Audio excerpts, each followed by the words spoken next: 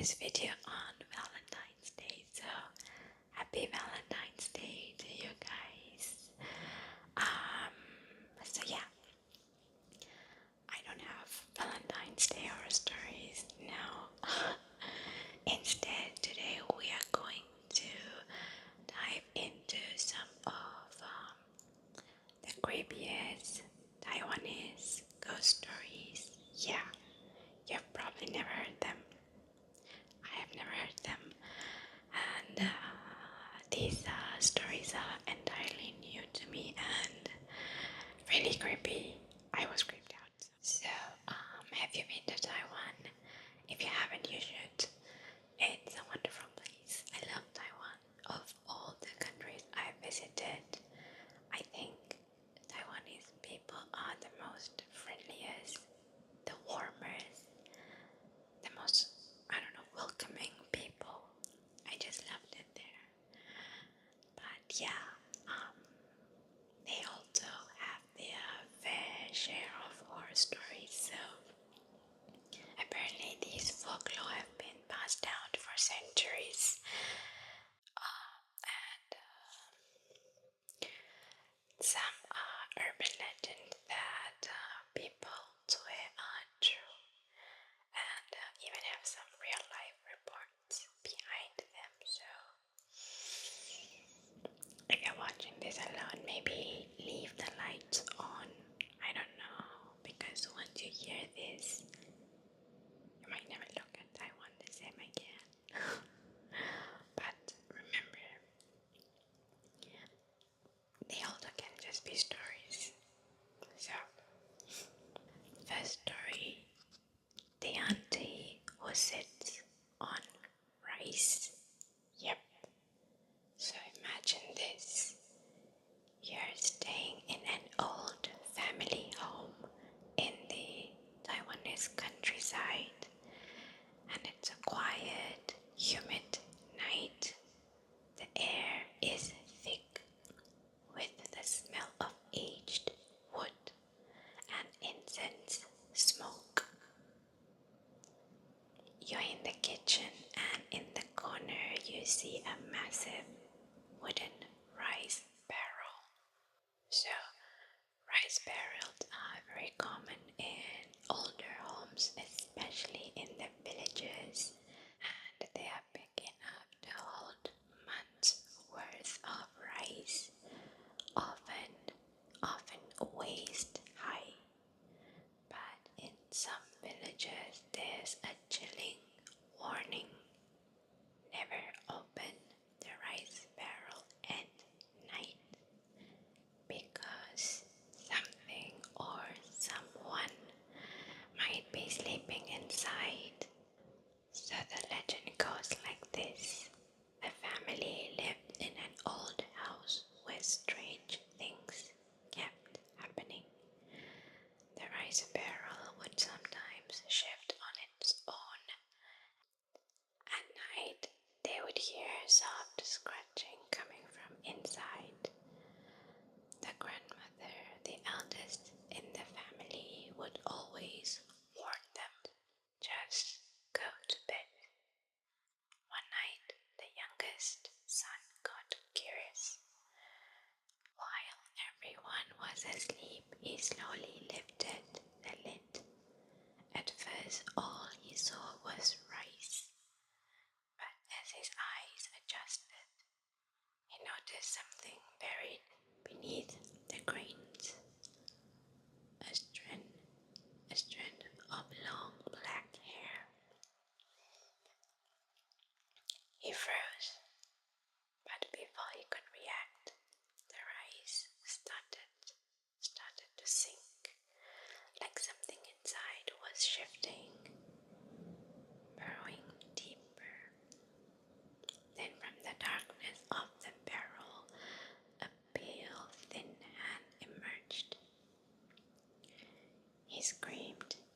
His father ran in, slammed the lid shut, and whispered something under his breath. Some kind of prayer or curse. The next morning, the father took the rice barrel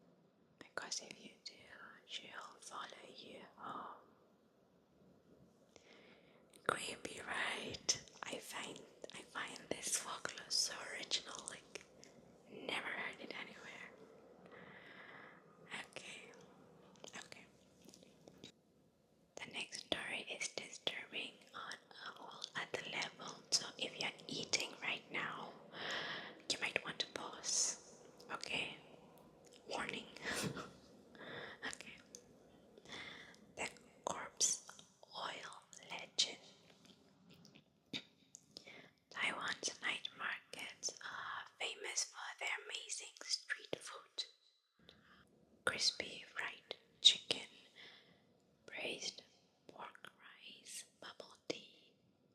But there's a chilling urban legend about certain food stalls using corpse oil.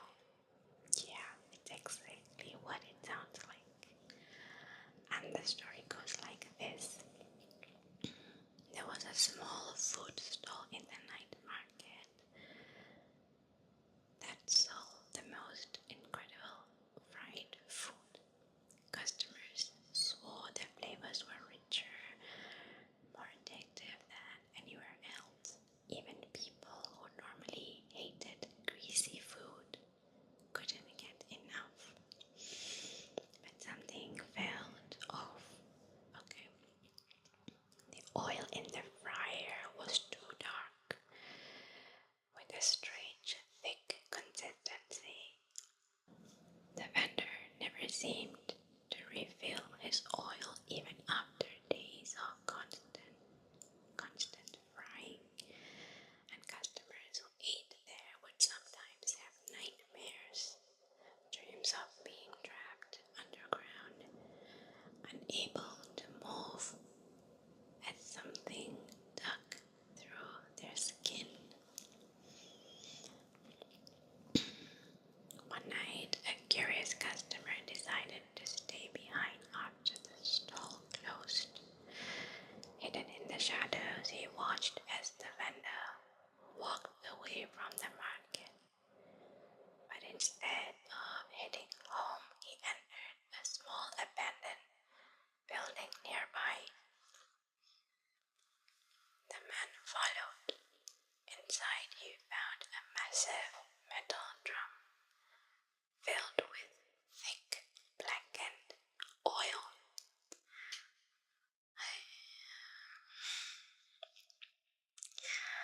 The room stank of decay, and next to the drum was a rotting corpse. Some say the vendor had to deal with spirits, that by using corpse oil his food would become irresistible and he'd gain wealth and success. Others say he was part of a secret underground trade where certain vendors collected body fat from unclaimed corpses to make special oil. And here's the creepiest part. Even though this is just a legend, in 1980 a real investigation found that some illegal vendors in Taiwan were using waste oil from funeral homes to cook food. So the next time you're at a night market and the food tastes a little too good, maybe check what kind of oil they're using. Oh god, I really hope this is not true. I enjoyed the night market I went to in Taiwan. The food was amazing, so I hope it's not true. Okay. That story, The Ghost Bride in Taiwan, there's an old practice called Ming-Kun. Okay, this is in Mandarin. I'm probably butchering it, I'm sorry. I will put probably the name somewhere. It's called this Ming-Kun or ghost marriage. It's a real tradition where families marry off their deceased loved ones to another dead spirit, or in some cases to a living person. One man learned this the hard way. He was in his late 20s and his family was pressuring him to settle down. One day his mother introduced him to a woman she claimed was his perfect match. was beautiful but strangely pale. She spoke softly, barely above a whisper. The marriage was arranged quickly, and on their wedding night he noticed something odd. His bride's hands were ice cold. Her breath didn't fog up the mirror, but he brushed it off, thinking maybe she was just shy. That night he woke up to a strange sensation. His fingers were tied together with red thread, and beside him his bride was lying completely stiff, her eyes wide open. When he tried to shake her, she vanished. Terrified, he ran to his parents, only for his mother to reveal the truth. His bride had died years ago, and the family had arranged a ghost marriage without telling him, fearing he would be alone forever. This ceremony had bound his soul to hers. By morning he was found dead in his bed, his lips curled into a faint smile, and in his room the only thing left of his bride was a red wedding dress and a single strand of long black hair. That's creepy. I feel like these kind of storyline it's more found in like Asian horror movies. Yeah. Okay. Fourth story: the Red House Theater Haunting. If you have ever been to Cementing in Taipei, you have probably seen the Red House Theater. By day, it's a bustling historic landmark filled with indie shops and art exhibits. But at night, locals say it's one of the most haunted places in Taiwan, and for good reason. The Red House has a dark past. Originally built in 1908, it's one of the oldest theaters in Taiwan. But during World War II, it's rumored that the Japanese used it for executions, and later in the 1950s, it became a brothel. A lot of people suffered and died inside the building, and some say they never left. So, one of the most famous ghost stories is about a woman who weeps inside the theater at night. Security guards, maintenance workers, and even tourists have all reported the same thing. Late at night, when the theater is empty, you can hear the sound of soft crying. It comes from the stage. People who have gone to check always find the same thing. An empty theater, rows of seats facing the stage, a single spotlight still on. But the moment they turn around, the crying stops. And sometimes, just before the sound disappears completely, they hear a faint giggle. So another chilling story about the Red House Theater comes from a journalist who wanted to debunk the hauntings. He was a hardcore skeptic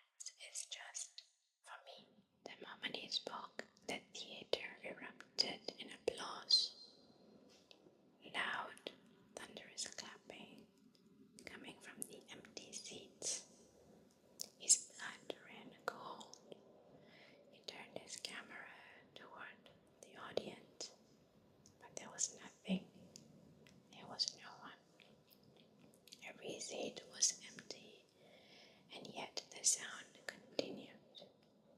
Then he heard it, a voice, a woman's voice, whispering right behind him. Do you like the show? He ran. He didn't stop until he was outside, gasping for air.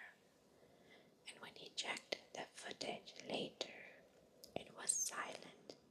No applause, no whisper, just the image of himself standing alone on the stage. But just as he was about to close the file, he noticed something at the edge of the frame in the last few seconds of the video. A row of seats had filled up, shadowy figures, barely visible, sitting silently, and in the very front row, a woman in white, staring directly at the camera.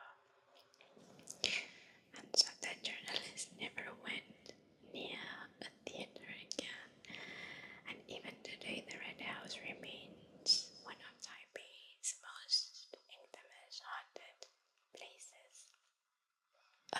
Okay, last story for today, the Bridge of No Return.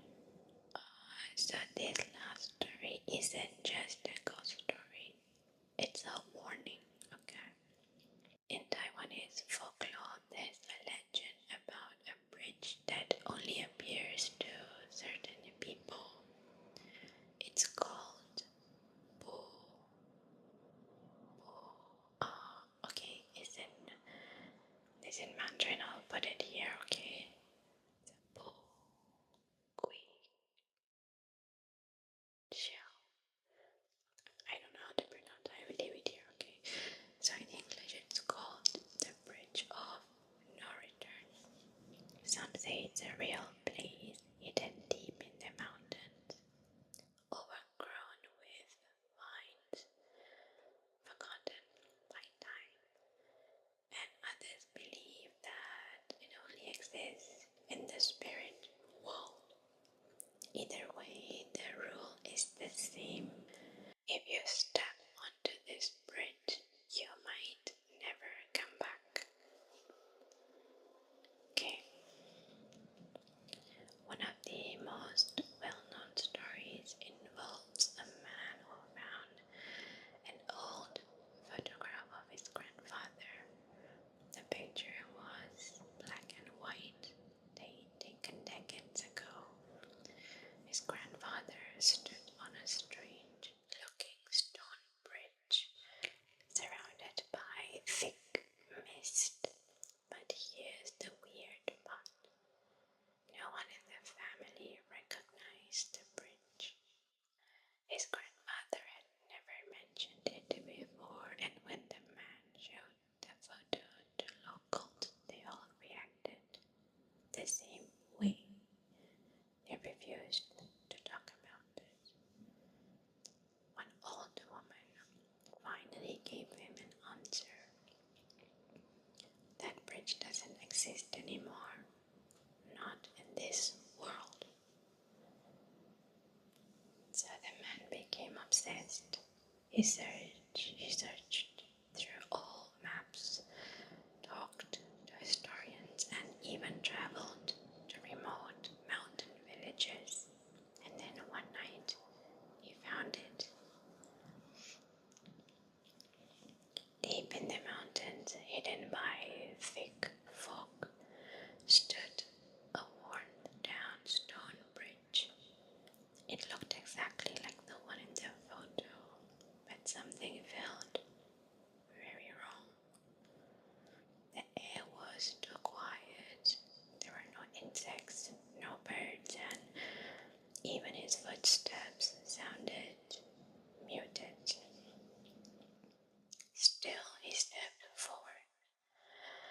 The moment his foot touched the bridge, his phone lost all signal. The fog thickened, swirling unnaturally around him. He took a few steps forward, caught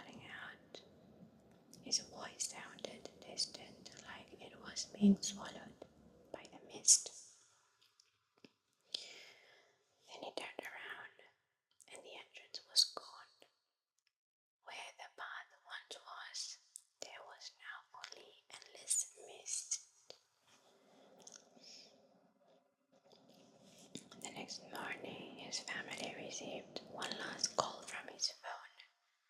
It lasted less than 10 seconds. There was no voice, no background noise, just the sound of soft, shuffling footsteps, and then a faint whisper. I went too far. And the call ended. The man was never seen again. So the bridge of no return is said to still exist somewhere.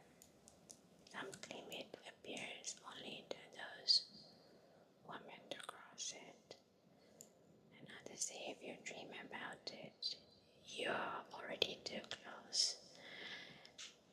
And if you ever find yourself walking along the mountains and see an old, unfamiliar bridge surrounded by mist, turn around and don't take another step.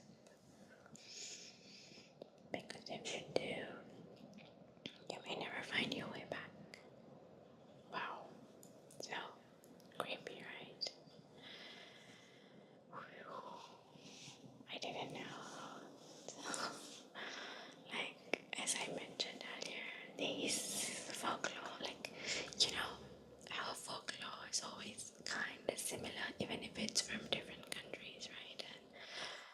But this one, except for the bride story, I think everything else was very original and very new to me. So, which one creeped you out the most? Let me know in the comments. And if you have